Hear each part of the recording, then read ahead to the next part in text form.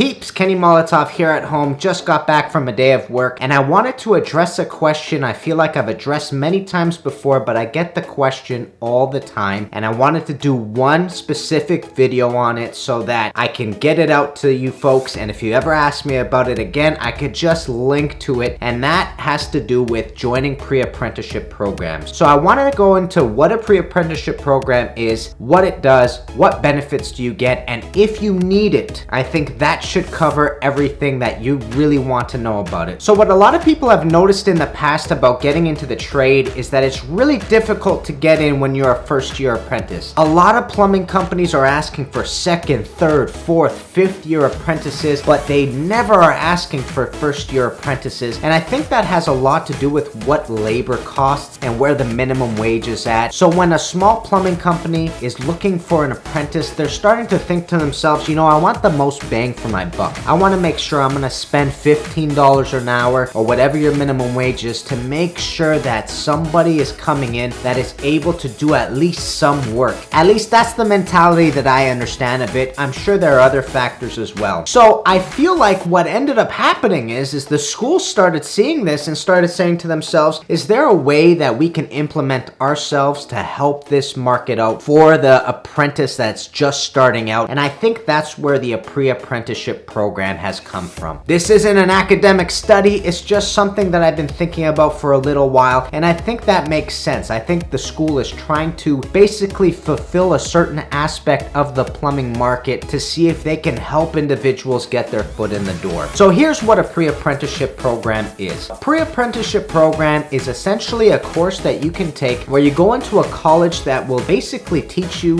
what exactly you should be learning in the first year of your apprenticeship. They're going to start talking to you about basic theory. They're going to start introducing you to the basic tools. They'll do a few projects with you and show you how to cut, how to solder, etc. So you're going to get hands-on training and hands-on theory at the same time. Now, a lot of people ask me if I went through this program. No, I didn't. Do I know people that went through it? Yes, I do. And I've talked to them, and they seem to be getting the same sort of knowledge that you would be getting in your first block of in-class training, which is your basic plumbing training, which is the first time you go into school, which is really useful. You got to consider you're learning the exact same things you're going to be learning in your first block training. So you're essentially learning something before you actually go into that schooling, which will help you in the long run anyway. Now, here's the thing that a lot of people want to know. Is it necessary? And this is a really difficult question to answer, because the truth is that you can start an apprenticeship right now without ever stepping foot in a pre-apprenticeship training class. That's because the apprenticeship isn't based on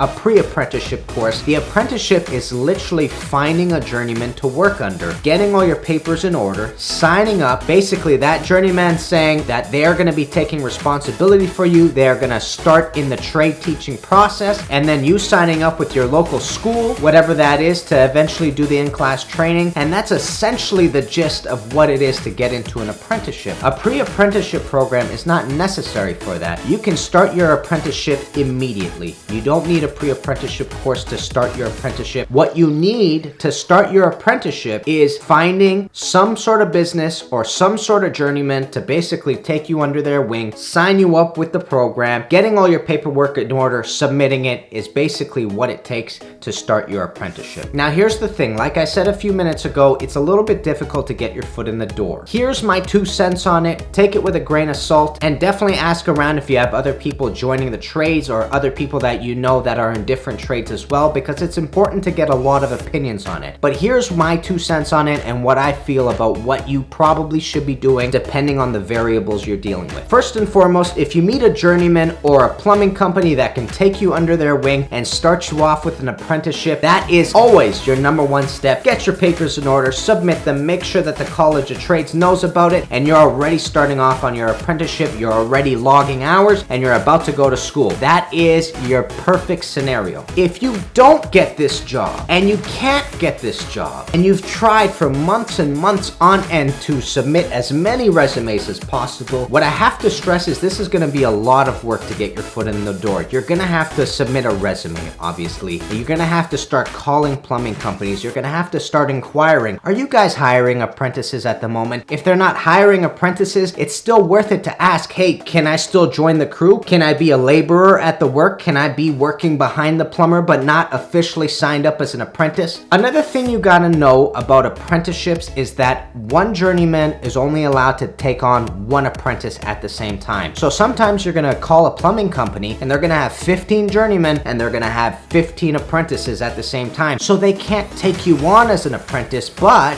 they still need help around the shop or help at the job site to help with the labor, etc. And that, in my opinion, is still really worth it to get that job, because as soon as one of those apprentices gets licensed, look, there's a door open and you're already there and you might as well get signed up. And the great part about it is that if you can document those hours that you worked with that company, that means those hours can still go towards your apprenticeship. That's the fabulous part about it. Your apprenticeship basically starts from the moment you can prove the hours with a licensed plumbing company. It doesn't start from the moment you sign and submit your papers. That's the wonderful part. So look, some companies might not be hiring for apprentices, but they still might need help at the job site. If you can get your foot in the door that way, that's the next best step, because at least you're working. At least you're getting your hands dirty and you're figuring out the tools. You're learning how to cut pipe, how to clean pipe, what a job site looks like, the different tools you're gonna need, etc. Now let's say you can't find a company that needs a first-year apprentice, and those very same companies do not need anybody to help behind the scenes. Then you might as well start thinking about a pre-apprenticeship program.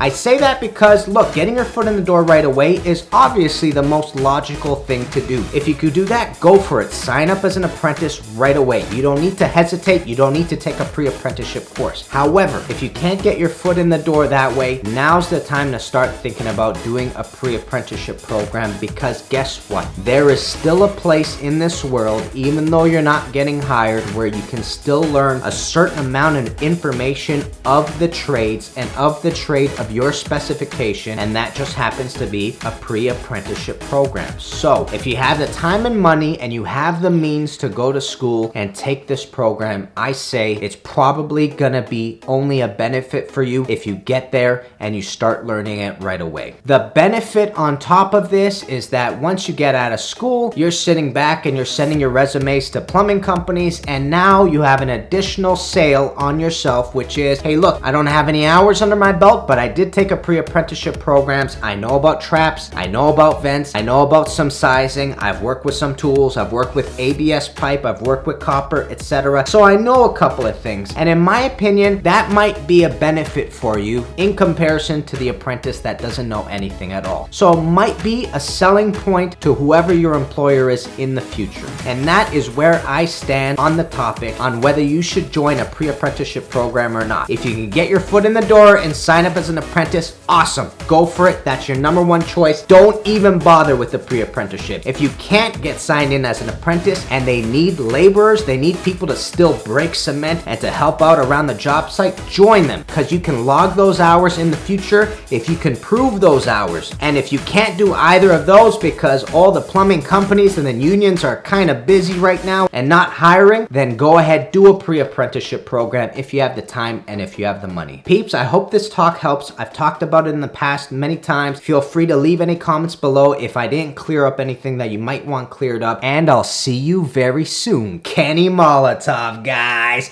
Peace, baby.